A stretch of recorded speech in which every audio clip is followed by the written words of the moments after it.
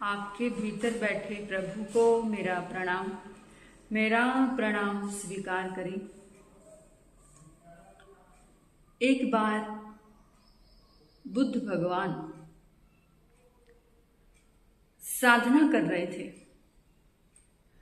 और बुद्ध का जो शिष्य था आनंद, उनके साथ रहते रहते उन्हें बहुत प्रेम हो गया था उनसे, बहुत ज्यादा।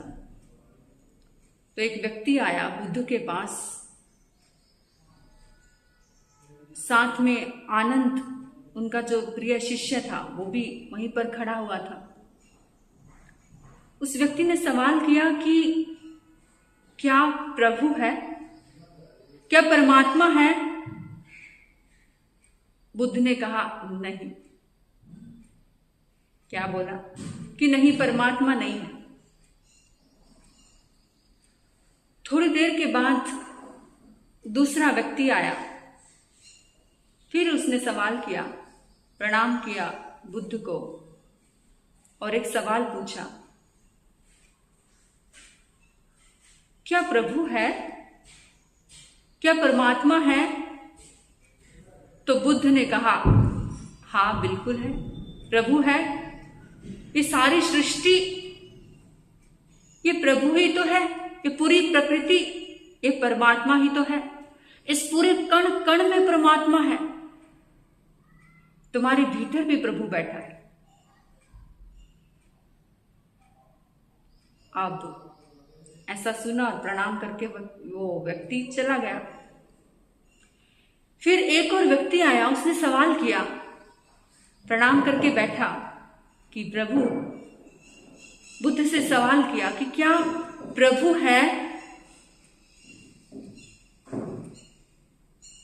बुद्ध ने आंसर दिया कि है भी और नहीं भी।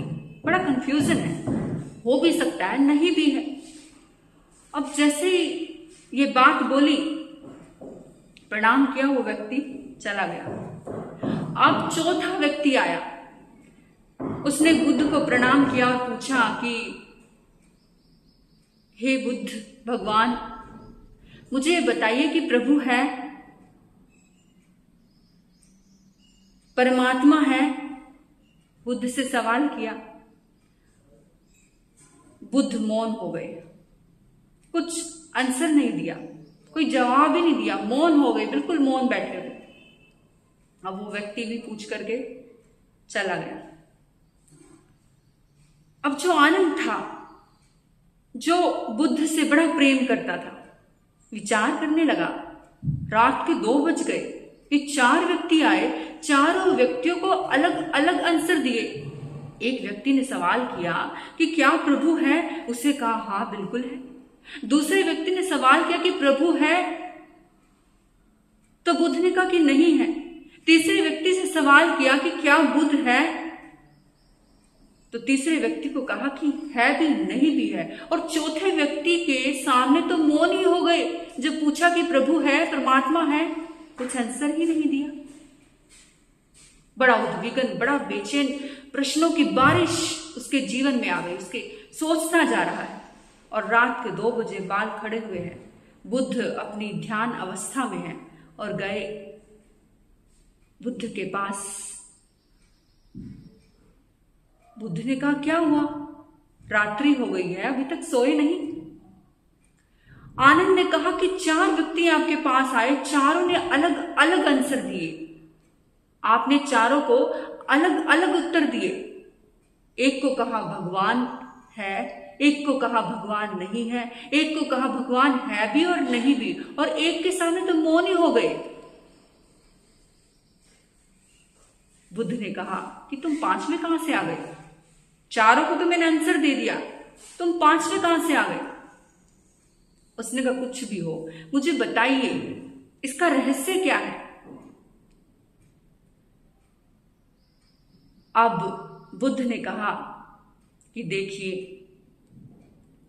एक व्यक्ति था जो हमेशा भगवान पर भरोसा करता था कि जो भी मेरे जीवन में हो रहा है वो प्रभु की इच्छा से हो रहा है, परमात्मा की इच्छा से हो रहा है, उसका आशीर्वाद है मेरे ऊपर।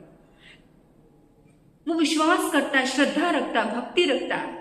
वो कहता है कि भगवान है। इसलिए वो मुझसे पूछ रहा था, कंफर्म कर रहा था कि भगवान है या नहीं, तो मैंने बोल दिया कि भगवान है। अब दूसरा व्यक्ति आया, वो भगवान को मानता नहीं है, गलत रास्ते पर चलता है। मैंने उसे कह दिया कि भगवान नहीं है, क्योंकि वो भीतर से ही मानता ही नहीं। तीसरा व्यक्ति आया, वो कंफ्यूज था कि भगवान है कि नहीं है। मैंने उसे सेम वैसे ही आंसर दिया कि नहीं भी है भी नहीं भी। और चौथा व्यक्ति जो था, उसको पता था कि मौन से ही सत्य को प्राप्त किया जा सकता है, मौन से ही इस आत्मा कनेक्शन उस परमात्मा से किया जा सकता है। इसलिए मैंने उसको कोई उत्तर नहीं दिया। यानी सामने वाले का जैसा मानसिक स्तर था वैसा ही मैंने उसको आंसर दिया है। इसलिए कहा जाता है कि जो इंसान बीमार है, अब वो किस तरह का बीमार है, उसी टाइप की मेडिसिन उसको देनी चाहिए। अगर दूसरी मेडिसिन दी तो वो ज्यादा बीमार हो सकता है। जिसकी जैसी मानसिकता होगी, जैसी बुद्धि होगी, उसी प्रकार का आंसर देना चाहिए। तो ही अगर हमने कुछ अलग आंसर दे दिया, उसकी मानसिक स्तर अलग है, तो गलत रास्ते पर भटक जाएगा। और उसको जिस मेडिसिन की जरूरत है, जिस वाणी की जरूरत है, जिस संदेश की जरूरत है, अगर हमने वैसा ही दिया तो वो सत्य का मार्ग को खोज ही लेगा। आपने सुना, धन्यवाद। आपके भीतर बैठे प्रभु को प्रणाम करती हूँ। हे प्रभु, मेरा प्रणाम।